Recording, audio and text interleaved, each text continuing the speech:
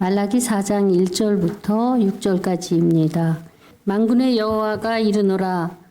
보라, 용광로 불같은 날이 이르리니 교만한 자와 악을 행하는 자는 다 지푸라기 같을 것이라. 그 이르는 날에 그들을 살라 그 뿌리와 가지를 남기지 아니할 것이로되 내 이름을 경외하는 너희에게는 공의로운 해가 떠올라서 치료하는 광선을 비추리니 너희가 나가서 외양간에서 나온 송아지같이 뛰리라. 또 너희가 악인을 밟을 것이니 그들이 내가 정한 날에 너희 발바닥 밑에 재와 같으리라. 만군의 여호와의 말이니라. 너희는 내가 호렙에서 온 이스라엘을 위하여 내 종 모세에게 명령한 법 곧 율례와 법도를 기억하라. 보라, 여호와의 크고 두려운 날이 이르기 전에 내가 선지자 엘리야를 너희에게 보내리니 그가 아버지의 마음을 자녀에게로 돌이키게 하고 자녀들의 마음을 그들의 아버지에게로 돌이키게 하리라. 돌이키지 아니하면 두렵건대 내가 와서 저주로 그 땅을 칠까 하노라 하시니라. 여름이면 태풍 소식에 민감합니다. 지구온난화로 예전보다 더 강력해졌습니다. 그래서 태풍 경로를 주시해야 하죠. 13호 태풍 돌핀이 다행히 우리나라를 비껴가고 있습니다.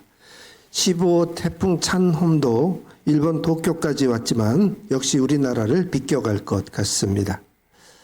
말라기서는 구약성경의 마지막 책입니다. 이후 400년 동안 메시아 예수님을 기다리는 기간입니다. 그러나 그 사이에 이스라엘은 다시 역사의 격변기에 휩쓸리고 맙니다. 말라기 선지자는 이 광풍의 시대를 내다봤습니다. 그래서 1절에 용광로 불같은 날을 예고합니다. 교만한 자와 악을 행하는 자는 바짝 마른 지푸라기와 같습니다. 그 뜨거운 불에 그 뿌리와 가지까지도 타버립니다. 이 용광로 같은 뜨거운 불이 바로 햇빛이었습니다. 2절에 공의로운 해가 떠올랐습니다. 공의롭다는 것은 악인은 징벌하고 의인은 구원한다, 그런 뜻이죠. 악인들은 뜨거운 햇빛에 불살라집니다. 하지만 구원받은 백성들에게는 이게 치료하는 광선이 됩니다. 그날 구원받은 백성들이 모두 밖에 나와서 외양간에서 나온 송아지처럼 막 뛰논다고 했어요. 땅 바닥에는 악인들을 태웠던 불씨가 그대로 남아 있습니다. 3절에 그것마저 뛰는 사람들 발바닥에 짓밟혀가지고 죄가 되고 있죠. 그동안 지도자들의 악행에 시달렸던 백성들이 그것을 응징하는 장면이에요. 악인들은 하나님의 심판으로 불살라졌습니다. 고통당하던 백성들이 분풀이하듯이 그 남은 불씨마저 다 밟아서 죄가 되게 하는 것이죠. 이스라엘 백성들이 바벨론에 돌아와서 성전과 성벽을 재건했습니다. 방해가 많았지만 극복해냈습니다. 성전을 다시 세우고 제사를 회복하면 태평성대를 누릴 줄 알았어요. 그런데 현실은 여전히 극심한 가난에 시달리고 그것이 계속 이어지는 거예요. 하나님의 사랑이 끊어졌다고 의심하게 되죠. 성전 제사는 형식만 남았고 열정도 식었습니다. 말라기 시대의 이스라엘 백성들이 몇 가지 치명적인 실수를 저질러요. 온전하지 못한 재물을 하나님께 가지고 와서 드렸습니다. 저는 것, 병든 것, 이런 쓸모없는 짐승을 갖다 바쳐서 심지어는 훔쳐서 하나님께 가지고 와서 바치기도 했어요. 하나님의 11조도 바치지 않았습니다. 말라기 선지자는 이거를 도둑질했다고 비난을 합니다. 제사장들은 게으르고 타락했어요. 이혼이 성행했고 국제결혼도 많아졌습니다. 말라기 선지자는 이런 타락과 게으름을 질타했습니다. 5절에 곧 여호와의 날이 다가온다고 했죠. 그 날이 이르기 전에 선지자 엘리야를 보낼 것이라고 했습니다. 이 엘리야는 예수님의 길을 예비했던 세례 요한이었던 거죠. 말라기는 모두 정신 차리고 회복해자 하고 외쳤던 거예요. 4절에 메시아가 오니까 대비할 것들이 있습니다. 너희는 내가 호렙에서 온 이스라엘 위하여 내 종 모세에게 명령한 법, 곧 율례와 법도를 기억하라. 말라기 선지자는 이제 곧 세상이 뒤집혀질 걸 알았어요. 재앙을 피하려면 회개하고 하나님에 대한 신앙을 회복해야 됩니다. 말씀을 다시 되찾고 그 말씀대로 지키고 살아야 돼요. 그래야 송아지처럼 뛰놀 수 있는 거예요. 그러지 못하면 이대로 살다가 전쟁에 휘말려 가지고 비참한 죽음을 맞게 되는 것이죠. 그래서 다시 경고합니다. 둘 중에 하나예요. 재앙을 피하고 사느냐, 전쟁에 휩쓸려 죽느냐. 6절에 메시아를 맞을 준비를 잘하는 경우와 못하는 경우를 말씀합니다. 그가 아버지의 마음을 자녀에게로 돌이키게 하고 자녀들의 마음을 그들의 아버지에게로 돌이키게 하리라. 돌이키지 아니하면 두렵건대 내가 와서 저주로 그 땅을 칠까 하노라 하시니라. 과연 세례 요한이 나타나서 외쳤죠. 회개하라. 천국이 가까이 왔다. 메시아의 길을 예비했던 거예요. 세례 요한은 엘리야가 죽었는데 환생한 게 아니에요. 누가복음 1장 17절에 보면 세례 요한이 엘리야의 심령과 능력으로 주 앞에 먼저 와서 그랬거든요. 즉 엘리야처럼 털옷을 입고 광야에서 복음을 외쳤던 그 모습, 그게 곧 엘리야의 모습과 비슷하잖아요. 그러니까 엘리야의 심령을 가지고 와서 하나님의 말씀을 전하는 자였던 거죠. 자, 자식이 아버지의 마음을 깨닫고 돌이켜야 된다 그랬어요. 깨닫지 못하면 저주가 임하는 것이죠. 하나님의 심판에 멸망하게 됩니다. 태풍이 다가오고 있어요. 지금은 너무나 평온해요. 아무도 태풍이 올 거라는 낌새를 눈치채지 못하죠. 그런데 기상청은 달라요. 기상청은 태풍이 일어날 때부터 주시하고 있습니다. 태풍이 얼마나 커지는지 보고 있어요. 어디로 향하고 가는지 그 경로를 계속 관찰하고 있습니다.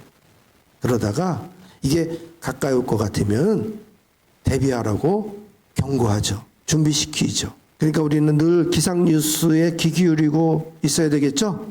말라기 선지자는 하나님의 계시로 앞으로 엄청난 일이 벌어질 거를 알고 있었어요. 하나님은 선지자를 통해서 대비하라고 경고해 주십니다. 이 경고를 무시하면 재앙을 당하는 거예요. 이스라엘은 아주 작은 나라입니다. 주변에 큰 나라의 소용도에 휘말리면은 감당하기 어려워요. 이스라엘의 북쪽에는 시리아라고 하는 큰 나라가 있고 남쪽에는 이집트가 있잖아요. 그 사이에서 하는 순환의 역사를 겪었습니다. 바벨론은 고작 70년 만에 망했어요. 그 엄청난 대국이 이내 무너졌어요. 주전 539년에 페르시아가 바벨론을 무너뜨리고 패권을 차지했습니다. 페르시아는 종교에 관대했어요. 그 덕에 이스라엘은 바벨론 포로에서 풀려나 본국으로 돌아올 수 있게 되었죠. 이 바벨론 포로의 기간은 신앙 연단 기간이었어요. 무엇 때문에 나라를 잃고 이렇게 포로로 끌려왔는지 깨닫게 된 거죠. 그래서 회당을 짓고 안식일 날이면 회당에 모여서 예배했어요.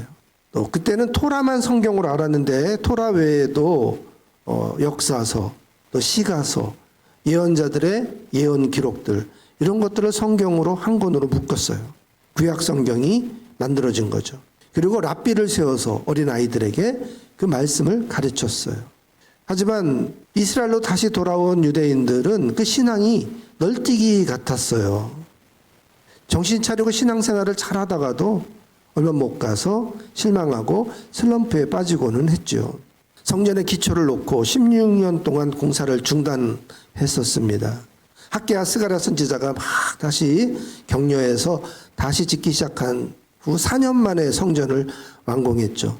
또 성전이 완공된 후에 다시 성벽도 재건하려고 했지만 역시 방해 공작으로 멈췄어요.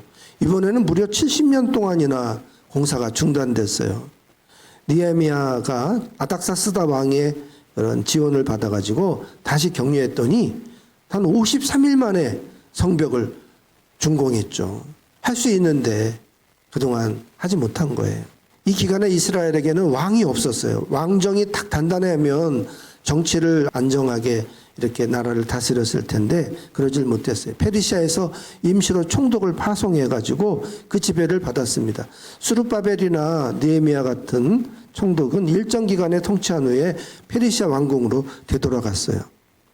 자연스럽게 대제사장이 지도자 역할을 했죠. 그러나 그 당시에 제사장들이 타락하고 있었기 때문에 권위가 떨어졌어요. 그래서 늘 정세가 불안정했습니다. 이 말라기는 페르시아의 쇠퇴기에 쓰였어요. 페르시아 왕조가 220년 만에 알렉산더 대왕에게 무너졌습니다. 그러나 이 페르시아를 무너뜨린 알렉산더 대왕은 32세에 일찍 죽고 말아요. 그의 통치 기간은 고작 13년이었습니다. 그런데도 이 알렉산더 대왕은 점령 지역마다 헬라의 문명을 퍼뜨렸어요. 그리고 그 헬라 문명은 그의 부하들에 의해서 무려 300년 넘도록 지속되었습니다. 그 기간에 헬라는 이스라엘의 언어를 빼앗고 문화까지 바꿔놨어요. 가뜩이나 이스라엘은 바벨론 포로기를 겪으면서 히브리어를 잃어버렸거든요. 이 히브리어는 성경을 읽을 때나 기도할 때만 쓰는 거룩한 언어였고, 일상에서 쓰는 언어는 그 바벨론에서 사용했던 아람어였어요. 이 아람어는 히브리어하고 단어가 비슷한 게 너무 많고 어순도 같기 때문에 배우기가 아주 쉬워요. 근데 그 당시 아람어는 그 시리아에서 쭉 이어지는 그 국제 무역로, 경제 활동을 하려면 상인들이 전부 그 아람어를 썼기 때문에 살기 위해서는 같이 그 언어를 써야 됐어요. 또 배우기도 쉽고 공통어로 다 쓰는 언어이기 때문에 히브리 사람들은 히브리어를 되찾으려 생각하지 않고 그냥 아람어에 푹 젖어서 아람어를 써왔던 거예요. 세월이 지나니까 히브리를 알았던 사람들은 다 죽고 이제 아람어만 아는 젊은 세대만 남게 된 거죠. 자, 알렉산더가 정복한 지역에는 헬라어를 또 퍼뜨렸어요. 아람어를 쓰던 민족들이 다시 이제 그리스의 언어, 헬라어를 쓰도록 다 만든 거죠. 그뿐만 아니라 그 헬라의 신화들이 많잖아요. 그 신화에 등장하는 신들을 섬기는 신전들을 다 짓게 했어요. 또 헬라, 그리스는 뭐예요? 올림픽을 탄생시킨 나라잖아요. 그러니까 가는 데마다 스포츠 경기장을 지었습니다. 그리고 운동을 하면 땀을 흘렸기 때문에 몸을 씻어야 되니까 목욕탕을 지었어요. 또 이렇게 산비탈이면은 원형극장을 만들어가지고 그 그리스 신화에 나오는 신들의 이야기를 드라마로 만들어서 공연을 했어요. 언어가 바뀌면 사상도 바뀌어요. 언어에 따라서 생각하는 구조가 달라지는 거죠. 헬라는 철학의 나라잖아요. 히브리 사람들은 통합적인 생각을 했는데 그리스의 철학은 플라톤의 이원론이잖아요. 세상을 모두 이렇게 둘로 나눠서 보는 거예요. 사람도 육체가 있으면 영혼이 있고, 흙이 있으면 백이 있고, 악이 있으면 선이 있고, 어둠과 빛, 이렇게 모든 것을 둘로 나누어 보게 만들었죠. 알렉산더가 죽은 후에 이 헬라 제국은 4개의 나라로 나누어지게 됩니다. 그리스의 본토는 카산드라 왕조이고, 터키, 지금의 투르키에는 라스마코스 왕조, 이 시리아 지역은 셀루커스, 이집트는 프톨레미 왕조. 그러니까 알렉산더의 부하들이 이렇게 나라를 쪼개서 가지게 되었어요. 그런데 이 터키 라스마코스 왕조는 셀루코스 왕조와 전쟁을 하면서 셀루코스에 인해 흡수가 돼요. 이 프톨레미하고 셀루코스 왕조도 지도를 보면 알지만 그 가운데 이스라엘이 끼어 있잖아요. 이 이스라엘을 차지하려고 오랫동안 싸웠습니다. 150년 동안 6차례에 걸쳐서 전쟁을 치렀어요. 이 과정에서 셀루코스의 아주 악랄한 왕이 등장하는데 그가 바로 안티오코스 4세예요. 이 안티오코스 4세는 유대교 말살 정책을 펼쳤습니다. 강제로 하나님을 버리고 이교 제사를 드리게 만들었어요. 특히 그때 제사장 마따디아가 있었는데 많은 사람들이 존경하는 제사장이었어요. 그런데 이 안티오코스 4세가 마따디아에게 거기 와서 이교의 제사를 드리게 한 거예요. 근데 신앙 양심상 죽으면 죽었지 그렇게 할 수는 없잖아요. 그래서 이 마따디아의 5 아들이 있었는데 그 아들 5을 데리고 동조하는 세력과 함께 광야로 피신해 나왔어요. 그런데 안티오코스 4세가 이 마따디아 세력을 무찌르려고 악랄하게 안식일을 공격을 한 거예요. 유대인들이 안식일은 전쟁하지 않는다는 걸 알았기 때문이죠. 적이 쳐들어오는 걸 알았지만은 회의를 했어요. 우리가 고스란히 이렇게 앉아서 죽느냐 아니면 안식일이지만 나가서 싸워야 되느냐. 그런데 그냥 죽기로 결정을 해요. 그래서 그날 1000명이 학살을 당했습니다. 마따디아는 야 이래 가지고는 안 되겠다. 앞으로 안식일도 우리는 싸우자. 그래가지고 그때부터 세력이 작기 때문에 낮에는 숨어 있다가 밤에 나와서 활약하는 게릴라 전술로 싸워요. 하나님이 함께 하시는 전쟁이었기 때문에 마따디아가 이끄는 유대인들이 승승장구를 합니다. 하지만 1년 후에 무력 항쟁을 하다가 마따디아가 그만 전사하게 되죠. 그러나 마따디아에게 5 아들이 있었다 그러죠. 그 중에서 셋째가 유다인데 이 유다가 이제 지휘권을 아버지에게 물려받아요. 그런데 이 유다는 장사예요. 온몸에 무기를 차고 다니면서 사자처럼 전쟁터를 누볐어요. 그래서 마카비 같은 장수다라는 별명을 붙여줍니다. 이 마카비는 망치라는 뜻이에요. 이 유다가 죽은 후에 이 남은 형제들이 차례차례 지휘권을 물려받아서 싸웠기 때문에 이거를 마카비 형제 혁명이라고 불러요. 유대인들은 이 적은 숫자로 싸웠지만 하나님이 함께 하셔서 예루살렘을 되찾습니다. 그뿐만 아니라 에돔과 암몬, 길르앗 같은 이방인들도 다 격파해요. 그러고 나니까 안티오코스 4세가 죽어요. 이 시리아 쪽에서는 협상을 해옵니다. 율법을 지키며 살 수 있게 보장해 줄 테니까 싸우지 말고 우리 협상하자. 이렇게 조건을 걸고 제의를 했습니다. 마카비는 이 제의를 받아들이지 않으려고 했어요.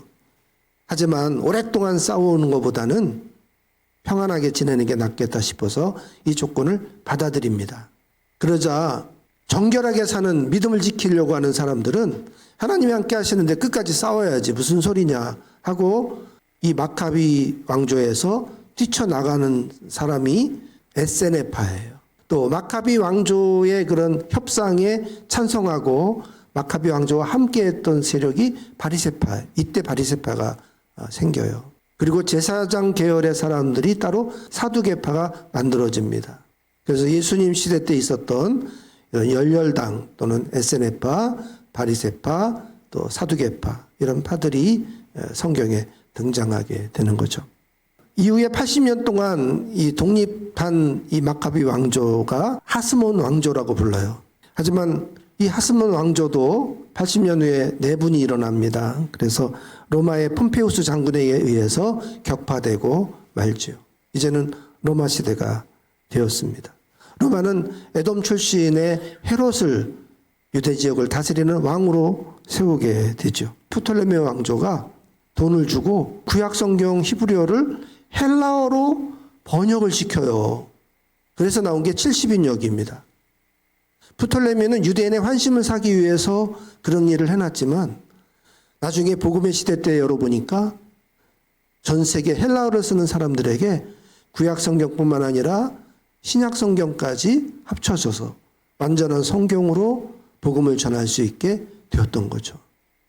이렇게 로마가 깔아놓은 도로를 통해서 복음이 퍼져나가고 성전 대신에 회당을 세워놓고 그 회당에서 성경을 가르치고 예배를 드리고 또 헬라어를 공용으로 쓰게 하고 70인 성경을 번역하게 하고 이 모든 게 예수님이 오시는 것을 준비했던 하나님의 섭리였던 거죠. 그래서 이 400년 동안의 역사를 잘 알면 신약 성경을 읽는데 이해 폭이 훨씬 넓어집니다. 이번 작년 여름 수련회를 말마간 400이라는 주제로 말라기와 세례 요한 사이에 400년의 침묵의 시간, 이 역사가 성경에도 빠져 있는데 우리가 이 역사를 따로 공부하면 성경을 더 환하게 볼 수 있을 거예요. 예, 모두 빠짐없이 참여해서 은혜 받으십시다.